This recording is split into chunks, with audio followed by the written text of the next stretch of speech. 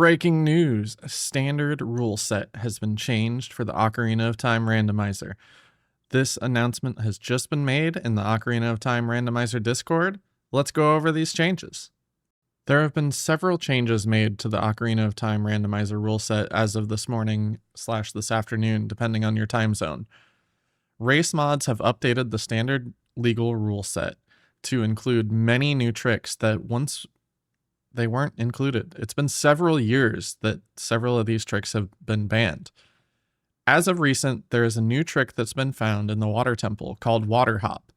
Basically, what this is by using a scale and the iron boots, you can use some timing to be able to break logic and access the door to the boss without needing the long shot.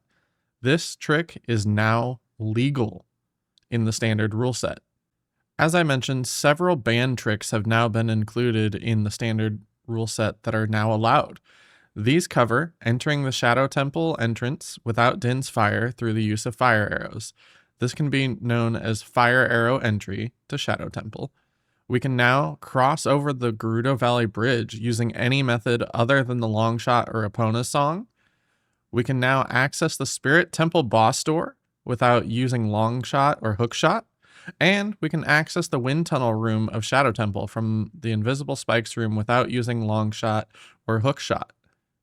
There has also been a modification to banned techniques. Now the ruling, using any form of damage, explosion, recoil, or recoil from enemies to conserve speed or cross an otherwise uncrossable gap, is the wording. What this does is it, in fact, allows recoil slides with the Megaton Hammer. This can be super useful between using hovers and Megaton Hammer to actually cross the gap in Water Temple to reach Morpha without the long shot. As I mentioned before, water hop is now an allowed technique, but another allowed technique now is ground jumping while midair. We use ground jumping in Ocarina of Time quite a bit through the use of bombs to be able to access places that we shouldn't be able to. Well, now we can do such a thing while floating with the hover boots. This is one of the biggest changes I have ever seen to the standard rule set for Ocarina of Time and is sure to make some groundbreaking routing changes. But as of right now, it's important to note that there are several tournaments that are mid-season that are not going to allow these changes mid-tournament. That is Triforce Blitz, League, the Scrubs Tournament, Pots of Time, Battle Royale, and I'm going to try and pronounce this one correctly, but I apologize if this is wrong. Copa Latino America. Hopefully I said that right. If not, I apologize. But this is a lot of tournaments that are going on right now, and there's no way that you can mid-tournament have these changes happen. There's too many tricks to learn and too many things that players need to adjust. The race mods for Ocarina of Time Randomizer have also implemented a new penalty outline system.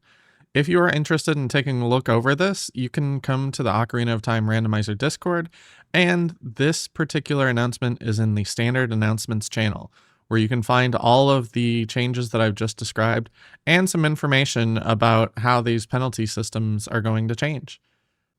In the coming weeks, you should fully expect some videos from me that talk about how to do these tricks and what the benefits of them are.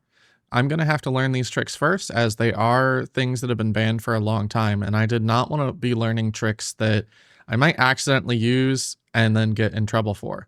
But I'm super excited about these changes. I'm excited to see how this changes routing for the Ocarina of Time Randomizer in general, and I hope that you are too. Let me know what you think in the comments.